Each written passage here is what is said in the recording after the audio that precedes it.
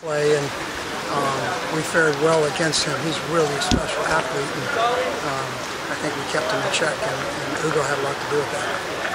How close is the competition with Ugo and Arian going on right now? Well, it's not really just between those two guys. You know, it's just the trust factor, and because they're all going to play. I got to play guys. And, so I think it's a good thing, and where it is, it's going to be kind of discussed every week, you know, in the course of how we play in practice, and those guys know that. You know, it's not going to give it to somebody just because they've had it before. Is that the best job you guys have done of making plays on the ball? Of course, you see Arian broke up a couple. I don't know. Sometimes you guys know more than I do about stats and figures, but the fact is that we made a few plays, and I thought the better part, if you study tackling, which is the hardest skill in football, and now becoming an extinction in the sport because of all the reasons to not tackle, it's evident when they make a couple of long runs and it looks like there's no one on the field. And we look back and there are some guys that we missed some big tackles. The touchdowns they have all year. And that's really troubling overall. I mean, it's just troubling. It's just tackling. I see it all the time. I see it especially at the NFL level. It's just really not good. The nature of the offenses you're going against the next few weeks. Yeah. So yeah, I mean, you figure tackling is going to be a premium for your yeah. And these guys are, and like Utah, are really physical.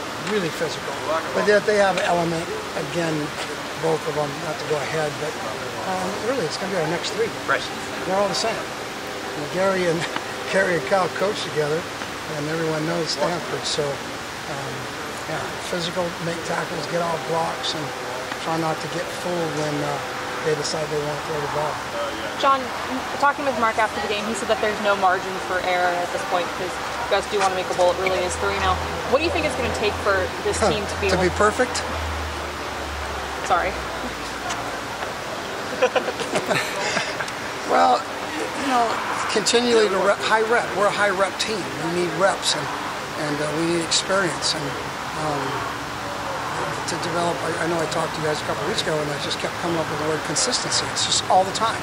How do you develop consistency in a really imperfect game? Perfection and execution and the things we talk about is because there is so many things can go wrong. It's like my daughter is at the police academy in Salem, and she's learned how to fire a weapon all week. And there is no margin for error.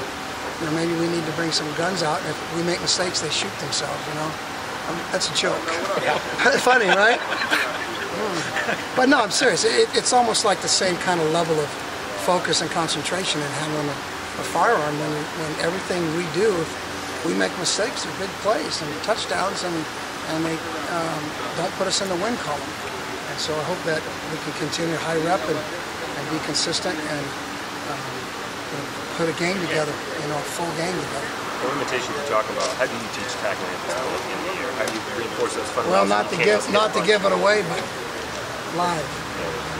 There's no substitute, and the substitute that's been created is one of the biggest causes, because basically, in my opinion, is you're constantly teaching to not tackle. And when that gets through the guys' heads after years and years at every level of football, and then all of a sudden in the game, it's like, okay, you can tackle now. It's kind of a pretty interesting thing to think about. It's like asking the receiver to drop every single pass and then the game catch him. And so, I mean, I'm going through a lot of that soul searching to, you know, help us be a better football team. Justin said after the game that he didn't feel like he was prepared for what the U.S. Who did? Justin Herbert.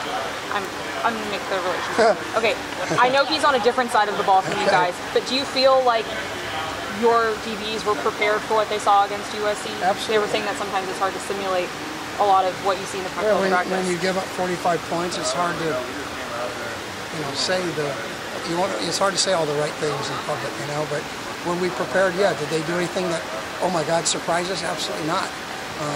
We just didn't make a number of plays and gave up a couple easy touchdowns, and you know, that was a kind of a team loss. We had a team win a week before, and we kind of had a team loss this week or last week. So But no, there's no to me where I walk in going, oh, shoot, man, we should have done this or that. You know, we're where we are in the season with what we have, and we just have to keep developing our consistency. What do you see out of Stanford? Obviously, you guys are very familiar with the program and how they run. Number 5. I love number 5. I mean, I respect the guy in 1,000 different ways, and I really respect the coaches and what they've done. And yeah, we're familiar. I don't even know if I need to look at film anymore with those guys. I know what we're going to get, and you know, it's like fighting Mike Tyson when he was 20 years old. And you know, what's your strategy? You got to go in there and start swinging with them. They have no chance. You can't run away. You can't be light on the feet.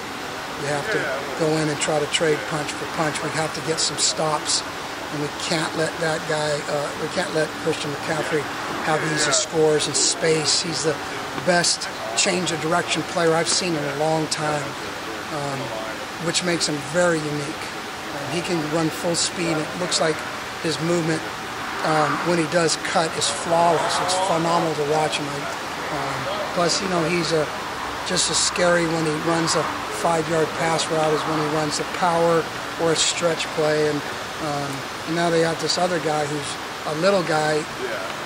For them, he's not the pounder they've had before, which really makes things really hard.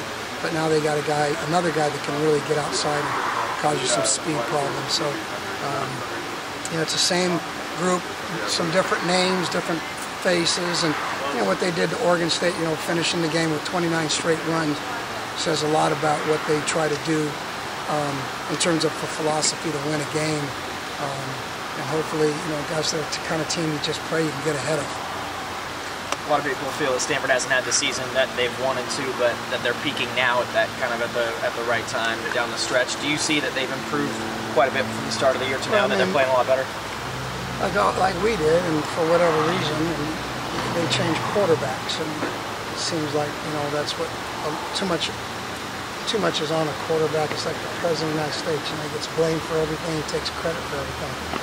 Really, I don't know what he does, but unless there's a war going on or something. But same thing with the quarterbacks, and they change a quarterback, and they win some games.